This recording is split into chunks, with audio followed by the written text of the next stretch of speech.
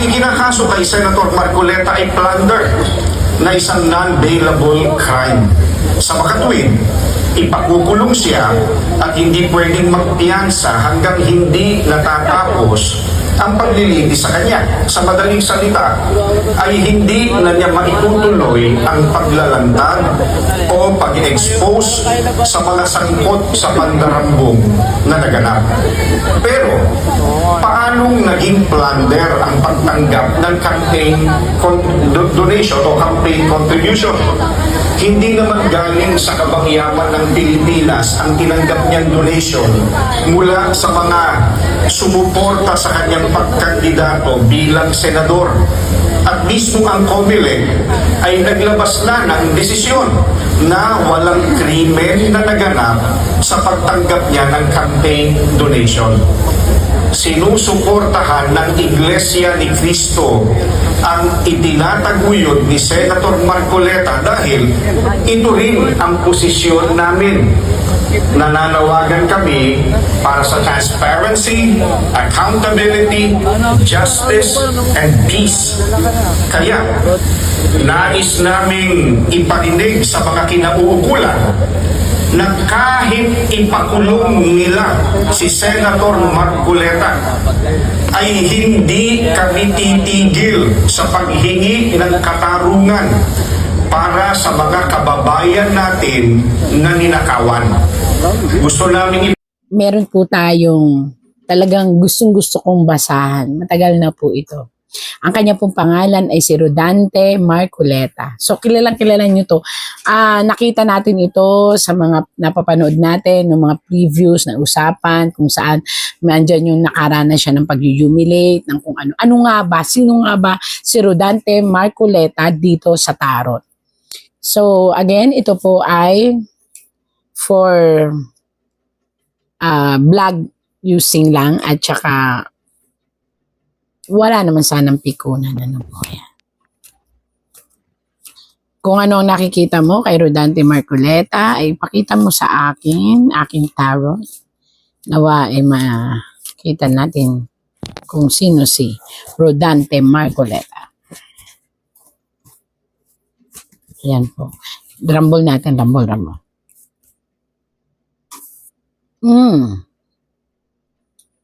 Actually po, ang ating si Rodante Marcoleta ay talagang dumanas ng napakarami pong effort at humiliation. Tama yon.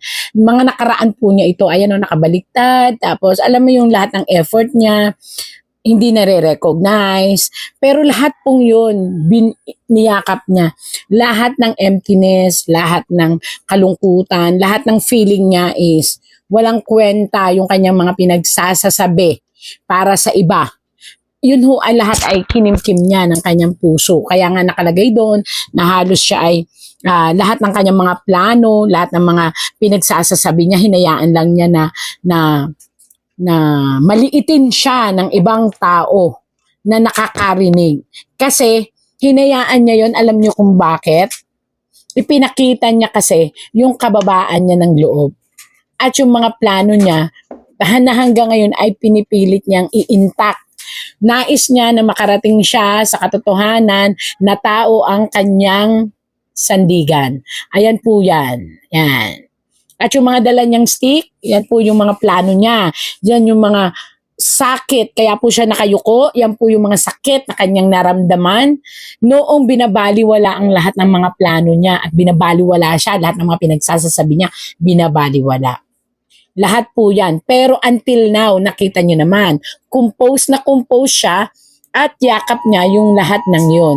Yung plano niya, plus yung mga tao na hindi naniwala sa kanya, pinilit pa rin niya na ipakita ang kanyang kababaan. Ayan po.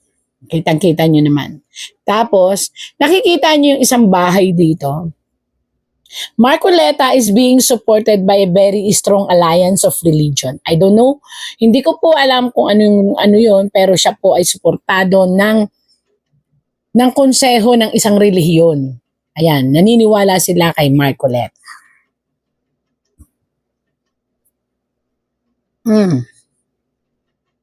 May mga plano si Marcoleta na parang alam niyo yun, parang ano to siso.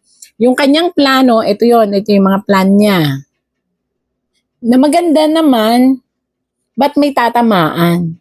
Ang tatamaan ay ang ating gobyerno, yung mga maling ginagawa ng gobyerno that was government bago siya iupo at pag siya ay napaupo. Yan si Marcoleta. At ngayong nakaupo. Bakit nasabi ko po sa inyo, nakita ninyo, ang lahat ng plano niya, ito yung mga plano niya, is patungkol sa paggawa ng mga batas. At ito yung ating sumusuporta rin sa kanya, naniniwala sa batas niya.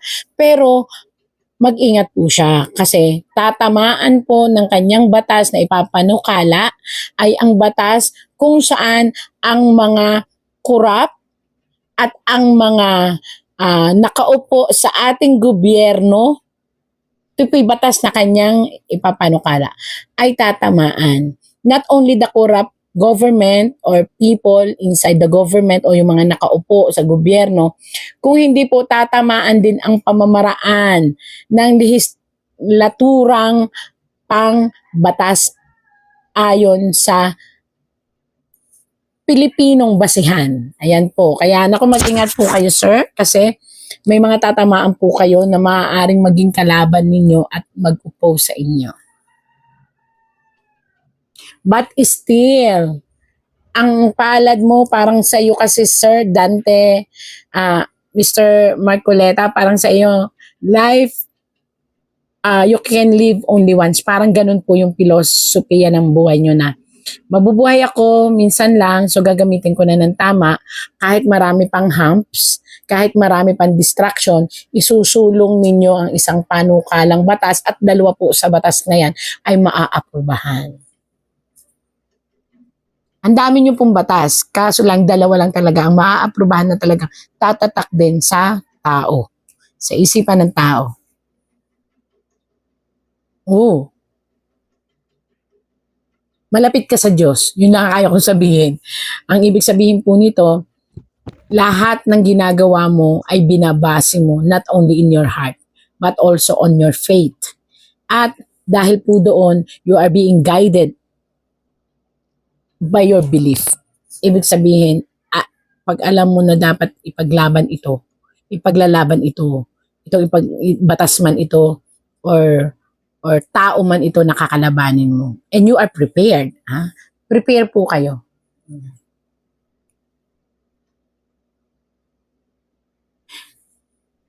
May isang taong lalapit po sa inyo. I don't know, pero mangyayari pa lang po ito. Papipiliin kayo kung saan, kung hihinto kayong kumalaban sa sitwasyon ng politika at politiko natin sa Pilipinas. At mananahimik na lang daw po kayo o pababayaan nyo na lang. So it's up to you po. It is an offer ng isang tao na may kakayahan para po kayo ay makuha ang inyong puso at ang inyong isipan. Nasa sa inyo po. Kayo po ang magdidesisyon kung kayo ay magpapaka-totoo sa sinumpaan ninyong tungkulin na kayo ay sa mamamayang Pilipino o kayo ay mabibili rin ng pera o suhol. Nasa sa inyo po yan.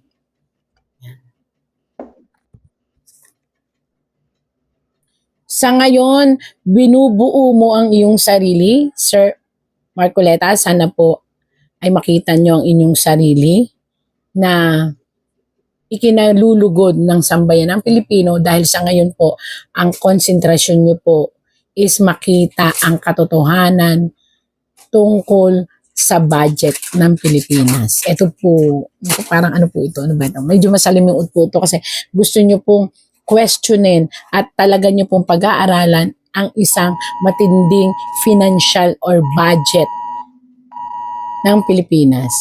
Tutuon po kayo sa korupsyon at kung ano ang meron at nawala sa Pilipinas. Wala kayong kikilingan pero maganda po ang inyong isasangguling batas. Pero yun nga po, mag-ingat, marami po kayong makakalaban.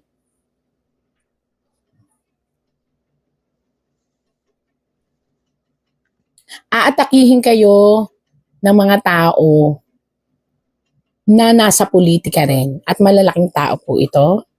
Aatakihin kayo nila sa pamamaraan ng pagsira ng inyong desisyon o mga plano. Ingatan nyo po ang inyong sarili para malabanan nyo itong mga taong gustong kumalaban sa gagawain yung mga proposal or batas. Una sa lahat, nakakatuwa po kasi sa ngayon po, ang inyong batas talaga ay makatulong para maliwanagan ng buong sambayanan. Ito po, na itong mundo o itong Pilipinas ay may mga totoo pang politiko na nagmamalasakit.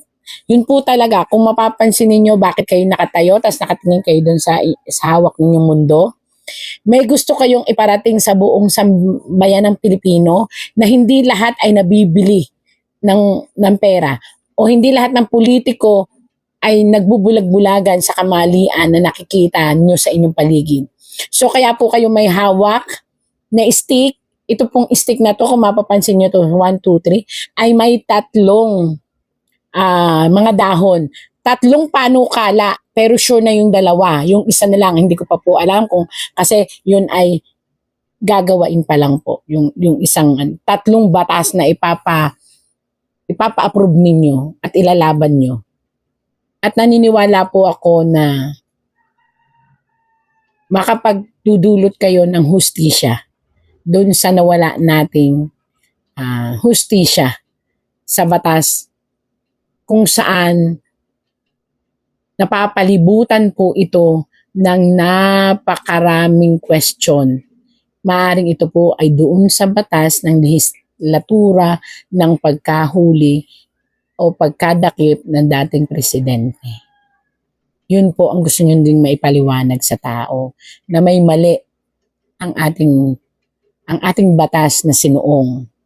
Na may mali ang mga taong nagpahuli at gusto nyo po talagang i-emphasize na may something wrong, may financial matter na umikot or corruption na umikot. Yun po ang gusto nyong ipalaganap sa mga batas na inyong ipapagawa.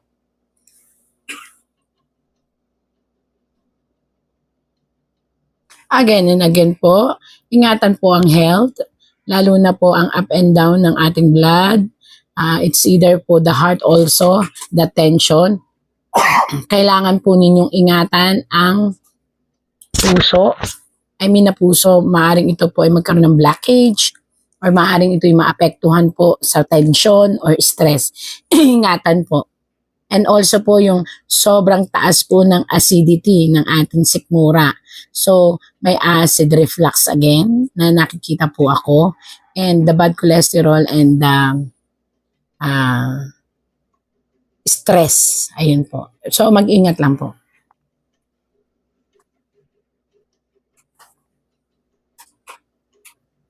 Mga tao na nandiit sa iyo ito noon. Mga tao na natatakot ngayon. Bakit natatakot? Yan po yung tanong. Bakit natatakot yung mga taong yan? Kasi wala na po sila ngayon sa mga posisyon kung saan kayo po ang tinatanggalan noon ng karapatang magsalita at magposisyon. Pero ngayon nabaliktad ang mundo. Kayo na po ang lilitis. So nasa sa inyo po kung paano nyo sila lilitisin. Kasi po ang sabi po ng tarot, ayan po, hawak nyo ngayon ang isang sandata na maaaring magbigay ng napakatinding pag-wake up call sa kanila dahil ikaw ay ipuposes ka ng isang batas kung saan lilitisin ang bawat nagkamali sa gobyerno sa pamamagitan ng pagbubuklat ng kanilang mga asset. So again and again, financial matter po, doon sila natatakot ang mga kalaban. I don't know kung mga kalaban mo na ito or makakalaban. Basta sa isang sitwasyon, financial matter ang nakakatakot at ang asset matter ang talagang mabibigyan ng focus at dito sila madidestroy. So you are the commandant, parang ikaw yung sa isang pulutong. Ikaw ang mamumuno para alamingin kung ano at hanggang saan ang kanilang nakuha sa gobyerno. Naku, mag-ingat po kayo, sir. Kasi po ito po yung masyadong corruption ang target na nakita po ng tarot na inyo talagang ifo-focus.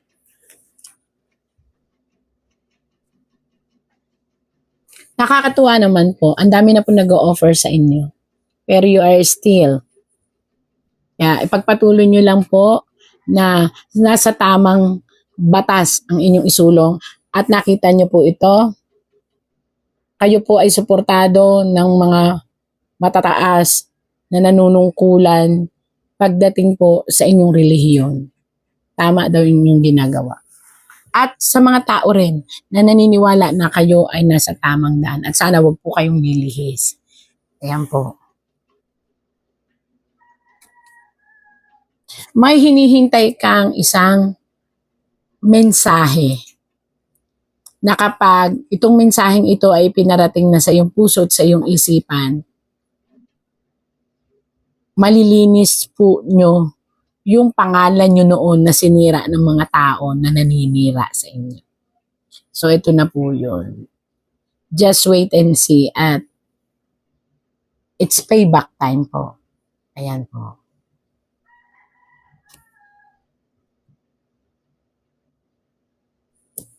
At ang pagmamahal sa kapwa, pagmamahal sa aming mga Pilipino, sa atin, at naniniwala kayo na may mali talaga sa sitwasyon na may nakialam sa ating batas na dito sa Pilipinas na banyaga. Yan po ang isa nyo pang gustong isulong na batas. Maring yun yung pangatlo. Maring ipursigin ninyo na maparusahan ang mga tao na inalisan ang inang bayan ng tamang batas. Ayan po, kaya big fish. At nasa golden cup pa. So, ibig sabihin, talagang ifo-focus ninyo, may pagkamatigas ang ulo, ifo-focus ninyo yung gusto ninyong mangyari. Na ibalik ang batas ng Pilipinas sa Pilipinas. Ibig sabihin, may nakikita kayong mali na batas na pinakialaman ng ibang bayan. At ito ay dahil sa mga tao na, yun nga, may ibang intensyon sa pagpapakilala nila bilang isang politiko. Ayan po. Malalim yun, pero mag-ingat po kayo dahil mananalo po kayo sa puso ng mga tao, mananalo pa po kayo sa inang bayan dahil talagang iaayos nyo ang korupsyon. At maraming nag-iisip na kayo ay masusuhulan. Nakita ko po dito na talagang sabi nyo nga minsan nang daraan ang opportunity sa buhay nyo, gusto nyo matatak. Yun ang prinsipyo nyo, gusto nyo matatak na isaayos ang lahat. Kaya salamat po at naniniwala kami na maaring itong tarot na ito ay maging totoo sa inyong katauhan. Ang ikinakaso kay Senator Marcoleta ay plunder na isang non-bailable crime. Sa makatuwid, ipakukulong siya at hindi pwedeng magpiyansa hanggang hindi natatapos ang paglilitis sa kanya. Sa madaling salita, ay hindi na niya maitutuloy ang paglalantad o pag-expose sa mga sangkot sa pandarambong na naganap. Pero, paanong naging plunder ang pagtanggap ng campaign donation o campaign contribution? Hindi naman galing sa kabangyaman ng Pilipinas ang tinanggap niyang donation mula sa mga sumuporta sa kanyang pagkandidato bilang senador. At mismo ang COMELEC ay naglabas na ng desisyon na walang krimen na naganap sa pagtanggap niya ng campaign donation. Sinusuportahan ng Iglesia ni Cristo ang itinataguyod ni Senator Marcoleta dahil ito rin ang posisyon namin. Nananawagan kami para sa transparency, accountability, justice, and peace. Kaya, nais naming iparinig sa mga kinauukulan na kahit ipakulong nila si Senator Marcoleta ay hindi kami titigil sa paghingi ng katarungan para sa mga kababayan natin na ninakawan.